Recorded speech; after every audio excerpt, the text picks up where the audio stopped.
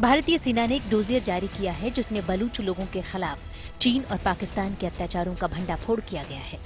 Dossier के मुताबिक पाकिस्तान और चीन दोनों मिलकर बलूचिस्तान के प्राकृतिक संसाधनों का दोहन कर रहे हैं।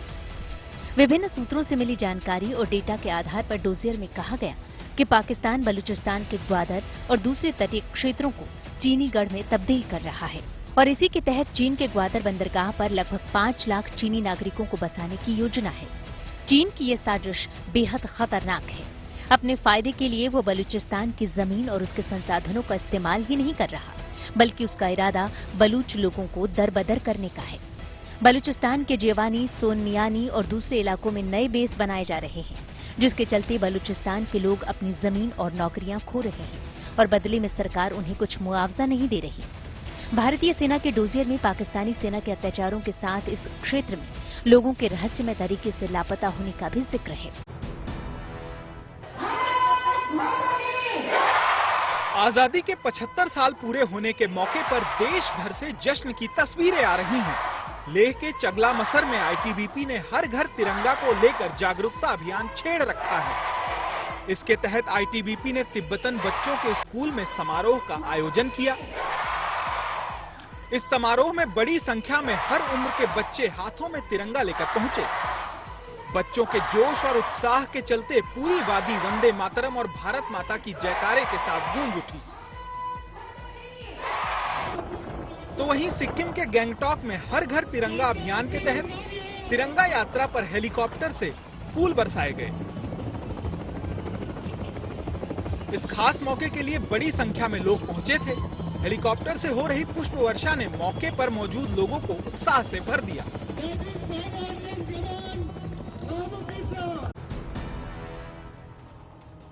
श्रीनगर की डल झील की शांत लहरों पर क्रूज जैसे जैसे आगे बढ़ता गया, पानी का रंग तिरंगा होता चला गया। पूरी फिजा तिरंगे के 3 रंगों में रंगती चली गई। क्रूज के साथ शिकारों का एक लंबा काफिला साथ चला। हर शिकारी पर तिरंगा पूरी शान से लहरा रहा था। ऐसा लग रहा था मानो पूरी डल झील ही तिरंगामयी हो गई है। हर घर तिरंगा अभियान के तहत डल झील में तिरंगा बोट रैली निकाली गई। जम्मू कश्मीर के उपराज्यपाल खुद क्रूज पर तिरंगा लहराते नजर आए। मनोज सिन्हा ने जम्मू कश्मीर के लोगों से 13 से 15 अगस्त के बीच घरों में तिरंगा लगाने की अपील की। आजादी के अमृत काल में जब पूरा देश जश्न में डूबा है, कोने कोने में तिरंगा यात्रा निकाली जा रही है, हर दिल में देशभक्ति हिलोर मार रही है, तो ऐसे में हिंदुस्तान का मस्तक भी तिरंगे की चमक से अभिभूत हो उठा। श्रीनगर की वादी में देशभक्ति की रसधारा बह रही है। हर शिकारे पर तिरंगा लहरा रहा है। आजादी के अमृत महोत्सव पर देश में जश्न का माहौल है। 3 रंगों में रंगी देश की ये धरोहर उस जश्न की बानगी पेश कर रही है। कर्नाटक के कलबुर्गी में मौजूद किले को 3 रंगों की रोशनी से सजाया गया है। केसरिया, सफेद और हरे रंग में नहाए इस किले की खूबसूरती रात के अंधेरे में और भी निखर उठी है। तमिलनाडु के कोयम्बटूर में विक्टोरिया टाउन हॉल पर भी देशभक्ति का रंग चढ़ा है। सिटी कॉर्पोरेशन काउंसिल ने स्वतंत्रता दिवस के मौके पर टाउन हॉल को 3 रंगों से रोशन किया है, जिससे इस इमारत की खूबसूरती देखते ही बन रही है। उत्तर प्रदेश की राजधानी लखनऊ में मौजूद विधानसभा की ये दिलकश तस्वीर जरा देखिए। किसी भव्य किले सा प्रतीत हो रहा विधानसभा रात के अंधेरे में 3 रंगों से गुलजार हो उठा। तिरंगे की रोशनी में नहाए विधानसभा की तस्वीरें लोगों को लुभा रही है, देश प्रेम का संदेश दे रही है।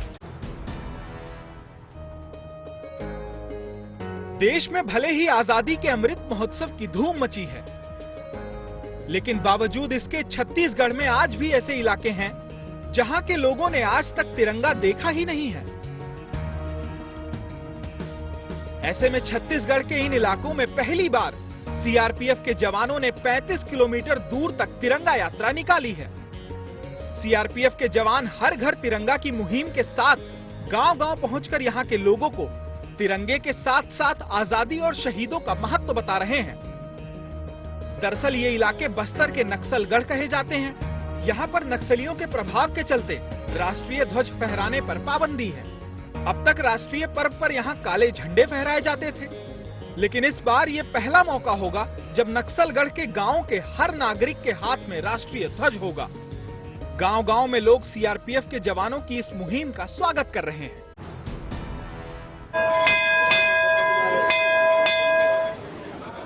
वाराणसी में सावन के आखिरी दिन बाबा काल भैरव का हिम श्रृंगार किया गया।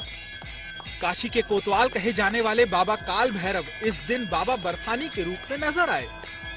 दरअसल हर साल सावन के अंतिम दिन बाबा काल भैरव के मंदिर को अमरनाथ की गुफाओं और हिमखंडों जैसा स्वरूप दिया जाता है। सालाना आयोजित होने वाले इस कार्यक्रम को लेकर काशी वासियों में खासा उत्साह देखा गया। आज बाबा का हिम श्रृंगार हुआ है बर्फ का, और देसी विदेशी फूलों से 4 कुंटल कामनी पट्टी से और देसी विदेशी फूलों से रंग बिरंगे बर्फ की सीढ़ियों से और 56 भोग का बाबा को भोग लगा है। इस मौके पर बाबा काल भैरव के मनोरम स्वरूप के दर्शन के लिए भक्तों का हुजूम उमड़ पड़ा और पूरा परिसर बाबा काल भैरव की जय जयकार से गूंज उठा। गया के विष्णु मंदिर में झूलनोत्सव कार्यक्रम का आयोजन किया गया। इस दौरान मंदिर में रखे भगवान विष्णु के चरण को चांदी के पालने में रखकर झुलाया जाता है।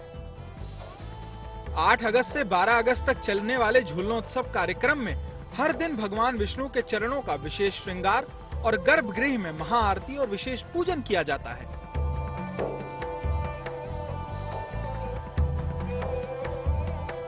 झूलनोत्सव कार्यक्रम के दौरान पूरे मंदिर और उसके परिसर की भव्य सजावट की जाती है। इस दौरान यहां भक्तों का उत्साह देखते ही बन रहा था।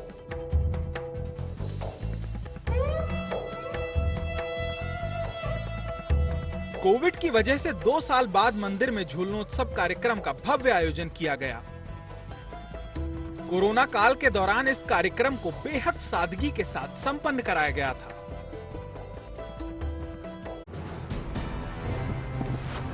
ये तस्वीर यूपी के बांदा की है, जहां एक दिन पहले फतेहपुर जा रही एक नाव यमुना में पलट गई। राखी का त्योहार मनाने के लिए लोग निकले थे, लेकिन बताया जा रहा है कि नाव पर क्षमता से ज्यादा लोग सवार थे और पानी का बहाव तेज होने से पतवार टूट गई। इसके बाद नाव अनियंत्रित होकर डूब गई। हादसे के बाद कुछ लोग तैरकर नदी से बाहर निकल आए, लेकिन ज्यादातर लोग तेज बहाव में फंस गए। खबर मिलते ही पुलिस और प्रशासन ने मोर्चा संभाला।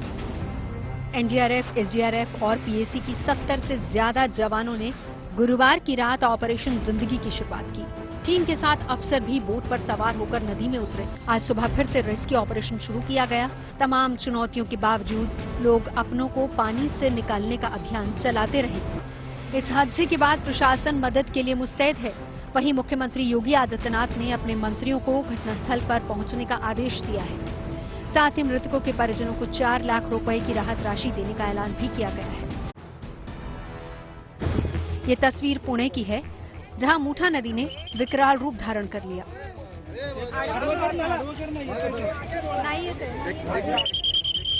तेज बारिश के बाद नदी में उफान आया और पास की सड़क पर खड़ी गाड़ियां इस सैलाब में बह गई।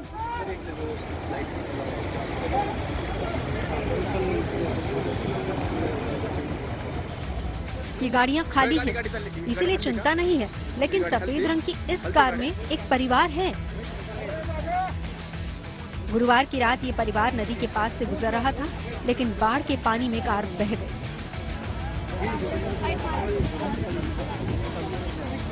गनीमत रही कि इस हादसे की खबर तुरंत दमकल विभाग के पास पहुंची और समय न गंवाते हुए दमकल विभाग के कर्मचारी रेस्क्यू में जुट गए।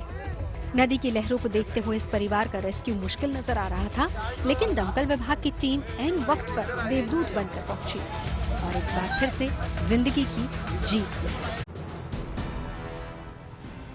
जॉनसन एंड जॉनसन 2023 तक पूरी दुनिया में अपने बेबी टैल्कम पाउडर को बेचना बंद कर देगी। जॉनसन एंड जॉनसन का टैल्कम पाउडर अमेरिका और कनाडा में 2020 में ही बंद हो चुका है।